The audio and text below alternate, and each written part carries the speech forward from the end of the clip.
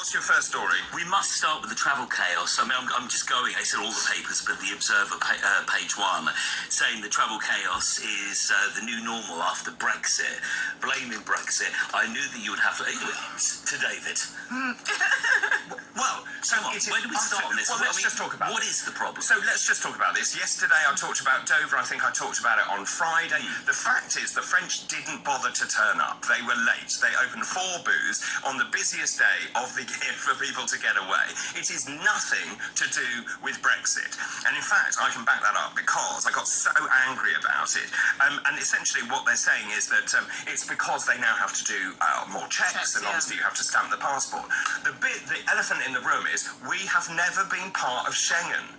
We've always had checks. So this is utter nonsense. And in fact, David Neal, the Chief Inspector of Borders and Immigration, said that actually, this was on another story, sorry, I got the message that essentially, basically, those in charge, here we are, this is the one I want. This is Tony Smith, who is former head of the Border Force, says it is nothing to do with Brexit. And in fact, Doug Bannister's Dover Chief Executive has said it is not caused by Brexit. But of course, you've got people, it suits the political narrative. Well, both Richie and Liz are agreeing with that. They're saying, we need people who haven't turned up to do the job. Well, we need more people to do the job. But you look at the travel chaos that we saw yesterday, 17,000 cars and people queuing for 11 or 12 hours plus. And these poor people haven't had breaks for, some of them for 3 or 4 years, certainly, pre-pandemic. And there are only moments to go on a little holiday, and then this happens. And it's happening everywhere, of course, at the airports as well. There's chaos left, right, and centre. But the really depressing thing is the Observer say this could be with us for the next, they're saying 8 years. It could take a long, long time to get this sorted because people aren't in place that used to do these jobs, But they should be. The whole point, the French now are fully manning those booths, and actually there is no excuse. They knew this was coming. They had time to ramp it up. Why haven't they done it? But apparently there's been a sort of an increase in investment as well since Easter time. So I really think the idea of just blaming this on Brexit, it's quite unfair. The Brits have done our part. To have just 4 people manning those booths on the French side is really just an untenable situation. Correct.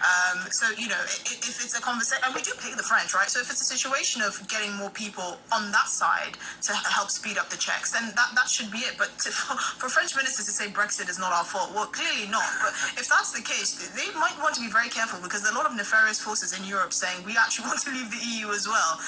So I think to sort of make the UK the red herring in this is not. What is interesting, this all started in 2004 under the Le Touquet Agreement, and that is, of course, that we have French border control in this country. So nothing has changed. We still have to check passports. We've always checked passports. So why don't you just get it done? But I feel desperately sorry for those people who are going on holiday. Yeah, it's not good, is it? Let me tell you about this. To 1987, the first time I ever went abroad, I managed to go in the car with my parents across to Calais. We didn't even have a passport. We went to France. We didn't realise, my mum and dad didn't realise you needed a passport to go. We got all the way over there. Take us back to those days. That sounds like a Remainer to me. Freedom of movement. Right, let's move on to your next one, Daily Mail. Daily Mail, this is about the Diana, the Bashir, the documentary. This is amazing that this is still rumbling. Almost 30 years to that groundbreaking interview. I was at journalism college in Hastings, and we, as junior journalists, we sat down and we watched this documentary, and it shook the world, didn't it? It shook the royals. Lots of people are saying that was the beginning of Diana's undoing.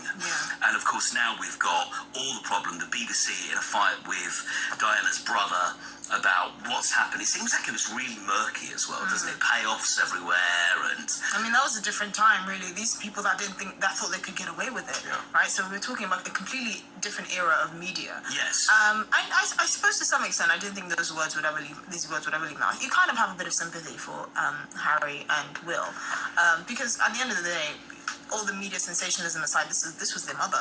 Indeed, right? And also you see, what is very clear now is that these interviews were obtained by deception. They took Earl Spencer under their wing. He was the one that persuaded Diana. It was a web of lies. And the thing that I feel very strongly about is the BBC now has issued an apology about the whole thing. Of course, Tiggy Leg Borg has had that settlement. But how do you rebuild your life after 25 years of having to try and clear your name? I mean, their marriage could have turned out quite differently as well. Or the relationship between those two.